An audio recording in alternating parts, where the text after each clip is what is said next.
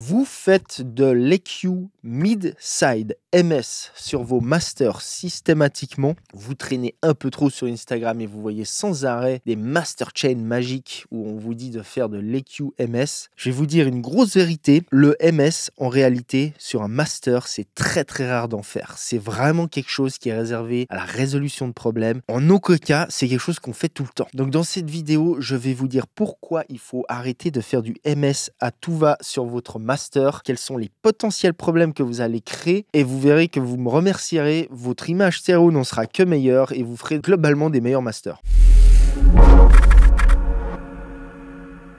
Avant qu'on commence les amis, allez sur stropstudio.school, downloadez 300 presets sérum gratuits haut de gamme. Tout ce que vous avez à faire en échange, c'est vous inscrire sur la mailing list. Je vous mets tous les liens dans la description. Alors le gros problème, c'est qu'aujourd'hui, il y a tellement de contenu partout. On est vraiment submergé d'infos, spécialement dans le truc du mastering et des master chains. Si vous traînez un peu sur Instagram ou tous ces réseaux sociaux autres que YouTube, et voire même sur YouTube, sincèrement sur les shorts et compagnie, c'est truffé de mecs qui vous montrent des master chains avec de l'EQ MS dans tous les sens, genre avec 14 000 points, des cuts, des filtres, etc. différents sur le M et sur le S. Alors d'office, on va soulever le mythe, bullshit, ne faites pas ça, vraiment, ce genre de truc, genre des EQ complexes comme ça, MS, c'est réellement quand il y a un vrai problème sur le mix. Ce qu'il faut dire, en tout premier lieu, c'est que si vous-même vous avez fait le mix et que c'est vous qui faites votre master, vous n'avez pas, mais vraiment prenez ça au mot, à faire d'EQ MS sur votre master. Pourquoi? Parce que tout ce qui est image stéréo, vous allez le gérer dans votre mix. Pourquoi? Parce que ça sera 1000 fois mieux, vous avez beaucoup plus de contrôle sur ce que vous faites dans le mix par rapport à sur votre master. Ça veut pas dire que vous pouvez pas gérer un petit peu l'image stéréo sur votre master, mais ça veut dire simplement que faire du MS comme ça de manière un peu complexe, c'est vraiment qu'on n'a pas le choix. C'est vraiment quand on fait du master pour des gens et qu'on n'a pas l'option de retourner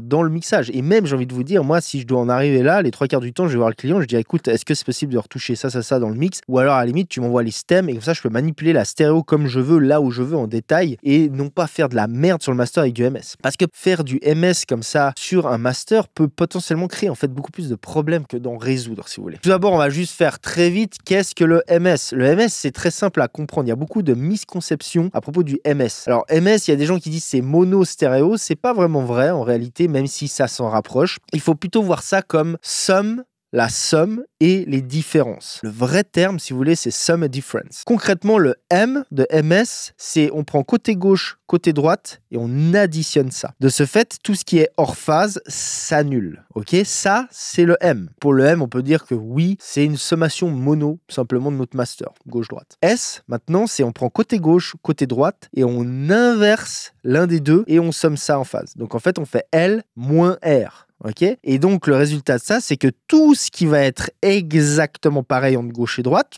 au même niveau, en phase, etc., va s'annuler et on va avoir que les différences. Mais est-ce que maintenant, ça veut dire que c'est le stéréo? Techniquement, ça pourrait s'argumenter dans le sens où, admettons, vous avez deux sources mono. Okay, vous panez ça gauche-droite dans votre mix. Ça va se retrouver dans le M et dans le S. Donc, est-ce qu'on peut dire que c'est que stéréo? Non. Il faut faire attention avec les termes. Il y a beaucoup de gens qui ne pannent que dalle à ça, en fait, et qui ont entendu qu'il faut faire du MS et sans même vraiment savoir ce qu'est le M, ce qu'est le S, font des EQ dessus. Admettons, on prend le S. Équaliser le S, ça peut être très utile parce que, par exemple, on pourrait élargir un master comme ça, de cette manière-là. C'est une manière de le faire, mais encore faut-il le faire de la bonne manière, pas en faisant des trucs super serrés avec votre EQ qui va phaser et compagnie. On pourrait, par exemple, recentrer une voix sur un master. Si encore, admettons, la voix, elle manque un petit peu de présence, en faisant un EQ sur le M, comme ça, on peut donner un peu de présence juste à cette voix qui, généralement, va être sur le M, plutôt en mono, et on peut la mettre un peu plus devant. Mais encore une fois, posez-vous la question, dans ce contexte-là, qu'est-ce qui est le mieux? De faire ce genre de process sur le master, de simplement retourner dans le mix et de foutre 2 dB sur la piste de voix? La réponse, elle est toute simple, c'est d'aller dans le mix et de rajouter 2 dB sur la piste de voix. Ok, donc vous avez compris un peu là où je veux en venir, c'est-à-dire que faire du MS, c'est un outil puissant, c'est quelque chose qui peut être super, mais c'est dans 95% des cas, on va dire, réservé à une résolution de potentiels problèmes qui auraient eu pendant le mixage, qui n'ont pas été réglés correctement pendant le mixage, et c'est plutôt réservé, là je parle dans un contexte de mastering, à des masters où on n'a pas la possibilité de retourner avant dans les sessions de mixage. par exemple. Maintenant, rien n'empêche de faire du MS de manière créative, on est bien d'accord. Par exemple, saturer juste les S, etc. Enfin, il y a plein de trucs qu'on peut faire sur le M et le S indépendamment, mais il faut savoir ce qu'on fait parce que c'est aussi, comme je vous le disais avant, on va parler maintenant des potentielles conséquences, parce que ça peut vraiment poser des problèmes, ça peut vraiment faire plus de mal que de bien. Ce qu'il faut vous dire, c'est que dès le moment où vous faites un EQ MS, admettons avec ProQ3 par exemple, il va y avoir ce processus de matrissage MS qui va se faire, et en fait, quand on commence à équaliser le M du S séparément, dans le processus, si vous voulez,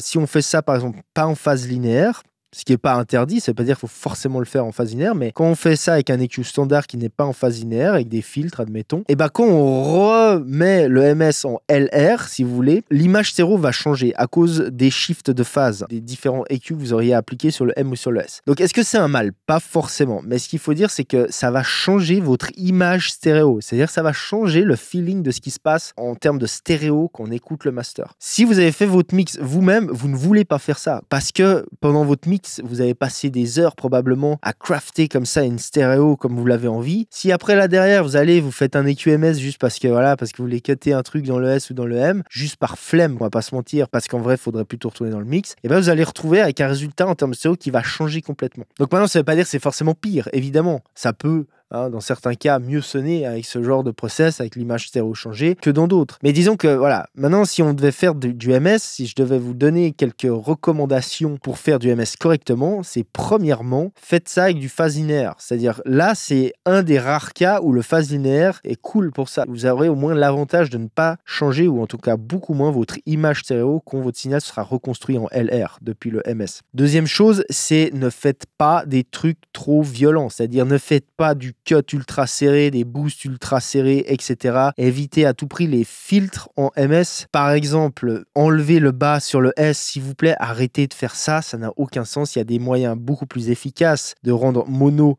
les basses, par exemple. Et aujourd'hui, on peut même dire que de rendre mono les basses n'a aucun intérêt, sincèrement. Maintenant, ça, c'est un truc, ça date d'avant. Maintenant, c'est plus du tout un problème d'avoir des basses stéréo. Et au contraire, il y a plein de titres du commerce tout le temps, des trucs pro qui sortent où il y a des basses stéréo et ça sonne très bien et tout va très bien. Donc de nouveau, ça c'est encore un autre gros mythe duquel on pourrait parler. Mais bref, arrêtez de faire ce genre de process par défaut juste parce que vous voyez des gars qui vous montrent des pseudo mastering chain de merde sur Insta ou autre. Dites-vous un truc, c'est qu'il n'y a aucune mastering chain qui ira pour tous les masters, pour tous les titres. Les chaînes de master changent tout le temps. Certes, il y a des outils sur lesquels on revient souvent parce que c'est les meilleurs outils dans le game et du coup, on les utilise, mais ils vont jamais avoir les mêmes réglages, ces outils. Généralement, l'ordre dans lequel on les utilise va changer et il va y avoir des masters où on utilise 2 plugins. Il va y avoir des masters où on fait même rien. Ça existe. Les super mix, on va quasi rien faire. On va pas faire de process et c'est un mastering et on charge quand même et on est payé quand même. Ok? C'est aussi ça le mastering. Et il va y avoir aussi des masters, évidemment, où il y a plein de process parce qu'il y a plein de potentiels trucs à régler du mix plus le master. Donc voilà, on se retrouve avec plein de processing parce qu'on peut pas forcément revenir avant dans la session mix, etc. Et ça existe aussi et c'est ok. Mais dites-vous un truc, c'est qu'il n'y a aucune généralité, il n'y a pas de raccourci, il n'y a pas de magic bullet, il n'y a pas de magic chain pour faire des super masters loud, clean et clear. Donc maintenant, pour ceux qui souhaiteraient réellement faire leur propre master et arrêter de faire des conneries pour vraiment commencer à faire les choses bien, rentrer dans le monde professionnel, atteindre des niveaux